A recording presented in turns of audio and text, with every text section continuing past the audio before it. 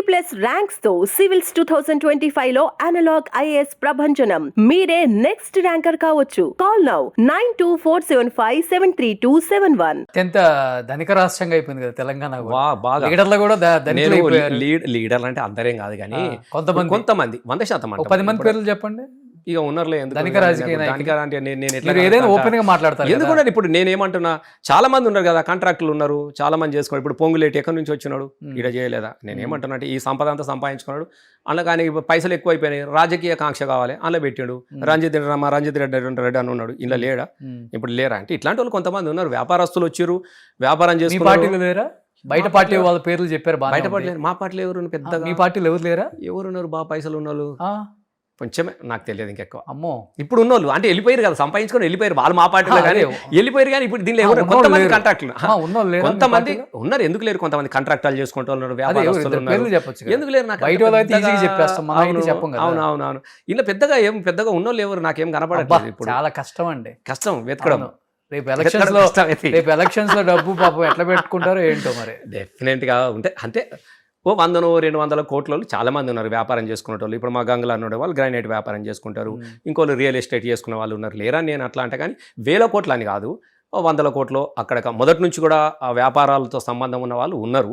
వాళ్ళుగా బతకగలిగేంత శక్తివంతులు అయితే మన పార్టీలో ఉన్నారు. నేను లేదని నేనేం కాదనట్లేదు, అంతవరకు ఉన్నారు. అట్లా అని చెప్పేసి చాలా మంది నాలాంటి బిడ్డలు ఉన్నారు. ఇప్పుడు మేమంతా ఉద్యమాల నుంచి వచ్చినాడు. ఇప్పుడు సుమన్ ఉన్నాడు, విద్యార్థికి వచ్చినాడు, ఏమున్నాడు కాదు కదా, కిషోర్ ఉన్నాడు, మేము ఇవన్నీ లేదు సమస్య లేదు.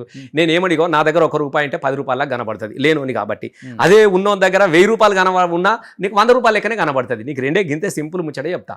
ఒక మంచి కారు వేసుకొని రసమయ్య ఒక మంచి వాచ్ పెట్టుకొని తిరిగి అబ్బా అయిపోయిన 1000 కోట్లు సంపాదించారు అంటాడు. 1000 ఒకటి వీసలేదు, గిదే కారు గిదే వాచ్కే అంటే చెప్తున్నా. మనసులా చూసే విధానాన్ని బట్టి ఇప్పుడు జనం అంత పిచ్చోళ్ళు ఉన్నారు అసలు బయట. ఇప్పుడు జనం చాలా 50 నుంచి 100 కోట్లకి వెళ్ళిపోయింది ఒక ఎమ్మెల్యే నిలబడాలి అంటే, ఇప్పుడు కంటెస్ట్ చేయాలంటే. అలాంటిది ఒక ₹1 కారు, లేకపోతే ఒక 10 లక్షల రూపాయలు వాచి, లేకపోతే ఒక 50,000 రూపాయలు చెప్పులో షూ వేసుకుంటే ఆ రేవంత్ రెడ్డి ఏమో ఆవంతని ట్రోల్ చేస్తుంటారు. మీరు ఇప్పుడు వేసుకుంటే జనానికి ఏమన్నా అమ్మో ఈయన ఉన్నోడని తెలిసిపోద్దా? జనం మనకన్నా తెలియకల్లోదండి. నేను రెండు విషయాలు చెప్తా. ఒక లీడరు అవినీతి పరుడు ఎందుకు అవుతాడు నాకు చెప్పండి ఒకటి సింపుల్ గా. ఒక లీడరు అవినీతి పరుడు ఎందుకు అవుతాడు? వాడికన్నా నేను పెద్దోడిని అవ్వాలి లేదు, అది కాదు.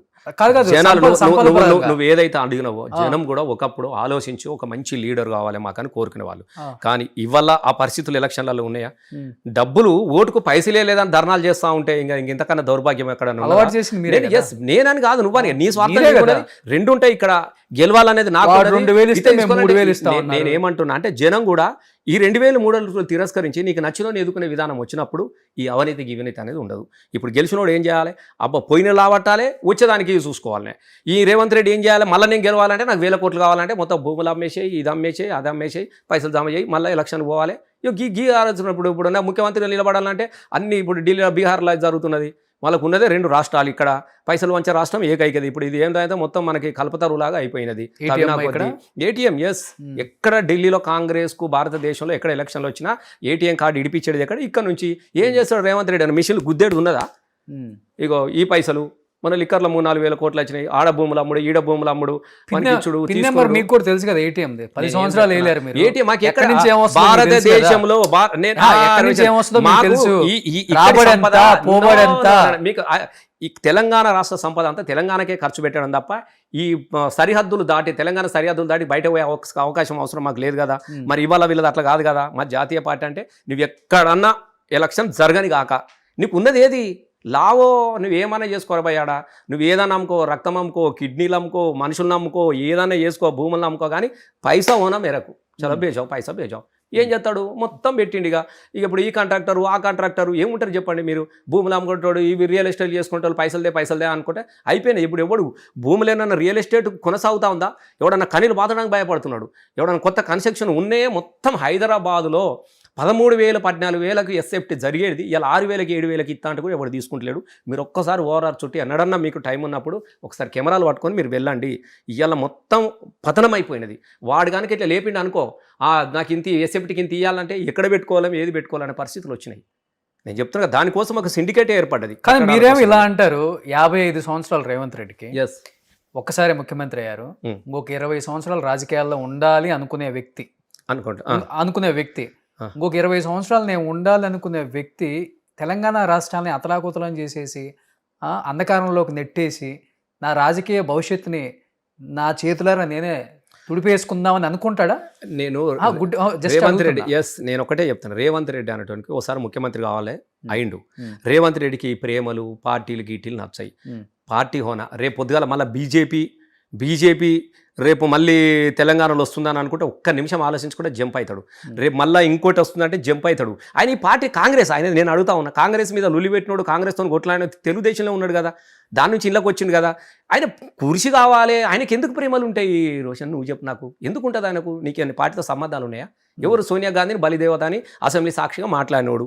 బలిదేవత తెలంగాణకు సోనియా గాంధీ తెలంగాణ రాష్ట్రం ఇవ్వలేదు, ఈమె బలిదేవత అని అసెంబ్లీలో మాట్లాడిన రేవంత్ రెడ్డి ఇలా కుర్చెక్కి తెలంగాణ మా తెలంగాణ తల్లి అని మాట్లాడుతున్నాడు. అంటే ఆయన రెండు మాటలు ఆయనే మాట్లాడింది కదా. పదవి లేకముందు బలిదేవత, పదవి వచ్చిన తర్వాత ఇప్పుడు దేవత అయింది. నీకు రెండు విషయాలు చెప్తున్నారు కాబట్టి ఆయన ఎందుకు మాట మీద ఉంటాడు? రేపు ఏదొస్తే అది వెళ్ళిపోతాడు. రేవంత్ రెడ్డి రాజకీయమైనటువంటి అవకాశవాది, ఆయనకు ప్రేమలు ఉండయి. చంద్రబాబు నాయుడు గురువు అని భావించే కేసీఆర్ గారే చంద్రబాబు నాయుడు హయాంలో కేబినెట్ లో మినిస్టర్ గా ఉన్నది చూసాం. ఈయన అధికారంలోకి వచ్చిన తర్వాత చంద్రబాబు నాయుడిని నానాభూతులు మాట్లాడింది కూడా చూసాం. సో అధికారం కోసం అధికారం కోసము రోషన్ మీరు ఒక్కటి గుర్తుపెట్టుకోండి, కేసీఆర్ అధికారం కోసం మాట్లాడలే. కేసీఆర్ గారు చంద్రబాబు నాయుడుగా ఉన్నప్పుడు ఆయన మంత్రి పదవిని రాజీనామా చేసి బయటకు వచ్చి తెలంగాణ కోసం మాట్లాడిండు తప్ప చంద్రబాబు కోసం మాట్లాడలే. మీరు గుర్తుపెట్టుకోండి. ఆయనే లేదు 100% చెప్తున్నా.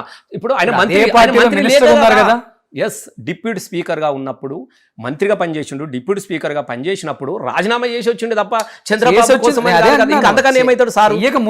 లేదు, ఇంతకు ముందు కూడా నేను మళ్ళీ చెప్తాను, ఆయన తెలంగాణ కోసం చంద్రబాబుతో కొట్లాడిండు తప్ప చంద్రబాబు కోసం వ్యక్తిగతంగా ఇది చేయాలని ఆయనకి ఏం అవసరం ఉంటుంది? 23 రాష్ట్రాలలో 10 జిల్లాలు తెలంగాణ అయితే 13 జిల్లాలు ఆంధ్రప్రదేశ్. ఎట్లా ముఖ్యమంత్రి అవుతాను అనుకోలే కదా, ముఖ్యమంత్రి కోసం కాదు కదా. తెలంగాణ అప్పుడున్నటువంటి పరిస్థితుల దృష్ట్యా తెలంగాణ వెనుకబడిపోతుంది, తెలంగాణ ఆగమైపోతున్నది, తెలంగాణ ఎడ్యుకేషన్ లేదు, చదువులలో దేనిలో అయితే విసిరివేయబడ్డటువంటి ప్రాంతం కదా తెలంగాణ అనేది. కాబట్టి మీరు ఈ సందర్భంగా నేను మీకు ఒక్కటి గుర్తుపెట్టుకుంటా, తెలంగాణ ఉద్యమ ప్రస్థానంలో మొత్తం కూడా మీరు రేవంత్ రెడ్డి ప్రస్తావన వచ్చింది కాబట్టి చెప్తా ఉన్నా. ఏం నినాదం ఉన్నది చెప్పండి? కాళోజీ గారు ఏం చెప్పారు? ప్రాంతేతడు అవతల ద్రోహం చేస్తే ప్రాంతం అవతలి దాకా తన్ని తరుముతాం, ప్రాంతం వాడు ద్రోహం చేస్తే ప్రాంతంలోనే పాతర పెడదాం అనేది నినాదం. ఇప్పుడు ప్రాంతేతరులు అవతలకి వెళ్ళిపోయారు, ఇప్పుడు ప్రాంతం వాడు దోపిడీ జరుగుతూ ఉన్నది, ఇంత జరుగుతూ ఉన్నది. కాబట్టి దీని నినాదంతోనే కదా కేసీఆర్ తెలంగాణ స్వరాష్ట్ర ఆకాంక్ష కోసం పదవిని త్యాగం చేసి వచ్చినాడు తప్ప పదవుల కోసం వచ్చినాడు కాదు. ఇప్పుడు పదవుల కోసము కాంగ్రెస్లోకి వచ్చినాడు రేవంత్ రెడ్డి అవుతాడు తప్ప గమనించారు వాళ్ళే కదా 100%. ఇప్పుడు మీరు అన్నట్లు 50 కోట్ల 100 కోట్ల ఎమ్మెల్యే పెట్టేది పోయినాయి ఆ రోజులు. అంతే, ప్రజలు 100 కాదు 200 కోట్లు పెట్టినా ఎవరు కోటేయాలో వాడికే ఓటేస్తారు. రెండు విషయాలు చెప్తా ఉన్నా. సమాజంలో మార్పు రావాలంటే ఈ మార్పుకు శ్రీకారం చుట్టేటోడు ఓటర్ నిజాయితీగా ఉన్నప్పుడు వచ్చే నాయకుడు కూడా నిజాయితీని కోరుకోవడంలో తప్పు లేదు. నేను మాత్రం నాకు కావాల్సినవి అన్నీ కావాలి, నాకు ఓటుకు పైసలు ఇవ్వాలి, నాకు దీనికి ఇవ్వాలి, లీడర్ మాత్రం నిజాయితీ ఉండాలంటే ఎక్కడ సాధ్యమవుతుంది ప్రజాస్వామ్యంలో? ఇది ఇక్కడనే పాడైంది. అదే అమెరికాలో కానీ వేరే దిగాల అభివృద్ధి చెందిన దేశాలలో ₹1 లంచం తీసుకుంటారంటే వానికి ఉరివేటి కాదు, కాల్చి పడేస్తారు. ఎక్కడన్నా ₹1 ఫ్రాడ్ పైసలు ఇచ్చి జరిగే ఓట్లు ప్రపంచంలో ఎక్కడన్నా ఉన్నాయో మీరు చెప్పండి. మన దగ్గర మన భారతదేశం దౌర్భాగ్యం కాకపోతే మీరు చెప్పండి. అందుకే మన అభివృద్ధి చెందుతున్న దేశం ఇది ఎప్పుడు చెందుతూనే ఉంటుంది, 100 సంవత్సరాలైనా చెందుతూనే ఉంటుంది. వాడు ఎక్కడ చెప్పు అమెరికాలో ఏముంటాయండి చెప్పండి? ఇలా మన పిల్లలు లక్షలాది మంది చదువుకొని పోతారు, లండన్ పోతారు, ఏం పాడైతే చెప్పు?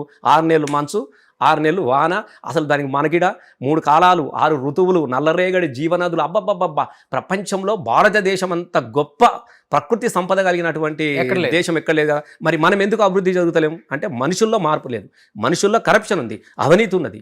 దీని నుంచి బయటపడ్డప్పుడు భారతదేశం అంత గొప్ప దేశం. గ్రేట్ అండి. రాజకీయ నాయకుడు ఒక కరప్షన్ ఉంది, ఉన్నది. గ్రేట్. చెప్తున్నా, కులం ముచ్చడి చెప్తున్నా నేను. ఇవంతా సమూలంగా మార్పులు రావాలి. ప్రజలు కూడా స్వచ్ఛందంగా అరే లీడర్ను చూసి వ్యక్తిత్వాన్ని చూసి ఓటేసే రోజులు వచ్చిన రోజున భారతదేశంలో ఇవన్నీ క్లోజ్ అవుతాయి. నాయకుని అవినీతి కానీ ఈ సంపదలు ఇవన్నీ పోవాలి. సుమన్ టీవీలో మీ పర్సనల్ అండ్ బిజినెస్ ప్రమోషన్స్ కోసం కింది నెంబర్కి కాంటాక్ట్ చేయండి.